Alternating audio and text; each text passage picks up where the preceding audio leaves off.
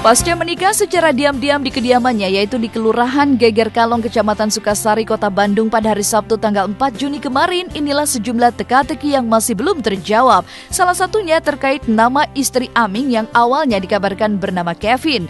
Seperti apa sebenarnya sosok Evelyn di mata kakak Aming dan juga orang-orang yang pernah melihatnya? Apa yang membuat Aming selama ini tak pernah memperlihatkan Evelyn ke hadapan media meski sudah 1 tahun berpacaran? Inilah investigasi tim Was-Was ke Bandung untuk menelusuri kebenaran tentang pernikahan Aming serta sosok Evelyn yang kini telah resmi menjadi istri Aming. Mas Aming nikah ya Pak? Ya, tanggal 4. Tanggal 4 ya. Kemarin Bapak datang nggak Pak? Diundang Pak? Diundang, saya diundang sebagai RW diundang. Namanya Kevin gitu. Kevin? Ya. Itu bukan nama cowok Pak? Bukan. Bukan. Evelyn itu ya bukan dari kalangan artis, dia orang biasa lah sama seperti saya. Dia itu memang orang Indonesia yang tinggal di Jepang. Iya. Ya, sebenarnya nggak, saya sekilas itu nggak ada. Nggak ada. Setelah lama-lama kita perhatikan dia juga ada kayak tomboy lah gitu. Oh tomboy, tapi itu benar-benar wanita ya Pak? Wanita. Gitu. Oh benar wanita. Ya. Kalau saya itu kenal sama Evelyn itu memang waktu mereka pertama kali bertemu di lokasi syuting, sedikit banyak memang hubungan jarak jauh lah itu sama si Evelyn ini sampai akhirnya tak terasa sudah berjalan hampir setahun. Nggak setiap hari ketemu, jadi jarang-jarang memang karena Evelynnya di Jepang, karena kan memang tinggal sama mamahnya di sana hampir setahun lebih gitu, sampai akhirnya ya dia memutuskan untuk menikahi Evelyn. Aku melihat dia tuh, Aming tuh seniman, coba deh ajak Aming ngobrol, dia tuh pinter, dia segala macam tahu, dia lulus dari universitas yang bagus gitu, pinter, Aming tuh pinter, dan baiknya luar biasa, istrinya Aming cantik men. Namun benarkah keputusan Aming menikah sempat membuat keluarga terkejut karena begitu mendadak? Disaksikan juga oleh sejumlah teman terdekat pada saat menikah, mulai dari Melly Guslau hingga Rosa. Lalu seperti apa meriahnya pesta pernikahan Aming dan Evelyn?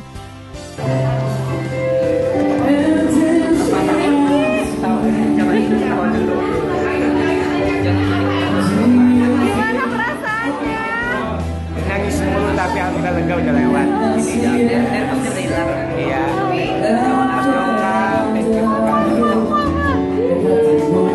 Suasana ramai kemarin. Ramai ya? Kemarin aja biasa resepsi gitu.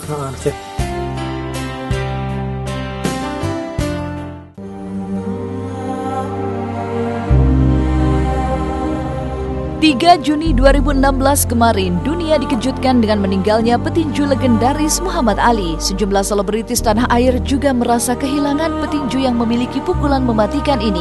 Petinju yang menyatakan dirinya sebagai the greatest dan salah satu atlet paling terkenal dan dicintai di bumi ini meninggal di Phoenix, Arizona, Amerika Serikat hari Jumat kemarin waktu setempat. Ali yang meninggal dalam usia 74 tahun itu sebelum menghembuskan nafas terakhirnya sempat dirawat di sebuah rumah sakit di Phoenix sejak hari Kamis.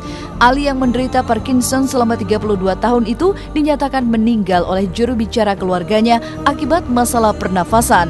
Ali yang mengantongi 3 kali sebagai juara dunia kelas berat ini sebelumnya memiliki nama Cassius Clay hingga akhirnya mengganti namanya menjadi Muhammad Ali dan hijrah sebagai pemeluk agama Islam.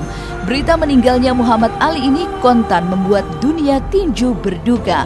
Ribuan orang mengumandangkan kalimat La ilaha illallah saat mengantar dan mengiringi petinju yang berjuluk si mulut besar ini menuju tempat peristirahatan terakhirnya.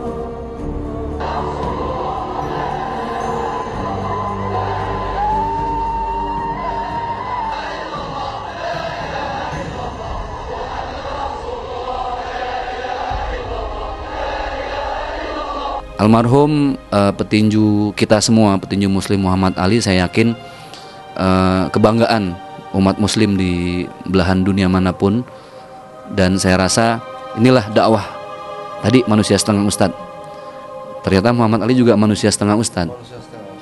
Ibadah dan dakwahnya lewat tinju, siarnya lewat seperti itu. Sebaik-baiknya orang yang sudah tidak bernyawa, penghargaan kita terhadap dia adalah ketika cepat-cepat dikuburkan supaya menyatu dengan tanah gitu. Jadi menurut saya kalaupun keluarga almarhum Muhammad Ali merasa bahwa sebaik-baiknya hari adalah hari Jumat untuk menguburkan jenazah beliau, ya kita harus hargai itu. Tapi ya cukup berduka lah karena Muhammad Ali kan sangat terkenal gitu. Tentu sesama muslim kan kita ya turut berduka cita gitu. Apalagi belakangan kita tahu memang Muhammad Ali kan fokus di agama religius, kemudian menyebarkan agama Islam. Ya sebagai sesama muslim ya bangga lah gitu. Cuma petinju favorit Bang Billy ketika Bang Billy waktu kecil, Muhammad Ali itu kan itu dia punya ciri khas kalau nggak salah itu kalau ngeles tuh santai, kayak nggak punya beban kalau tinju, tapi kalau sekali mukul mematikan. Bang Billy seneng banget, Bang Billy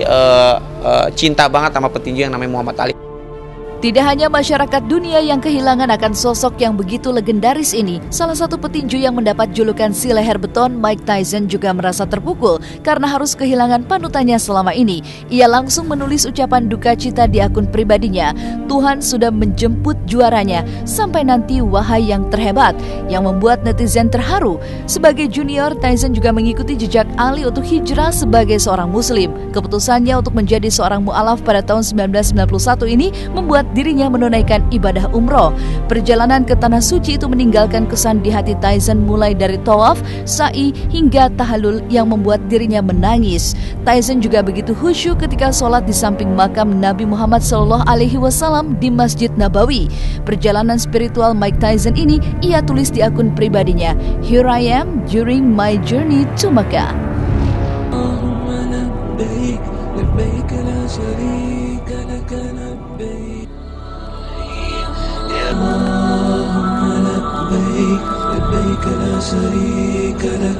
Islamnya beliau ini memang Islam mencari ya.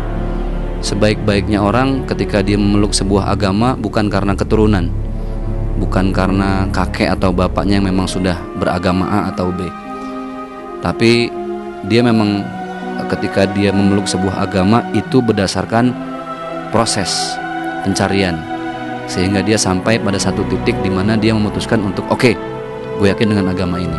Merasa seiman, kemudian seagama, ya buat saya senang aja karena kan memang ya ibaratnya ini kan keyakinan kita bahwa ya kalau bagi saya ya seorang muslim memang Islam itu adalah agama terakhir yang paling sempurna. Ya,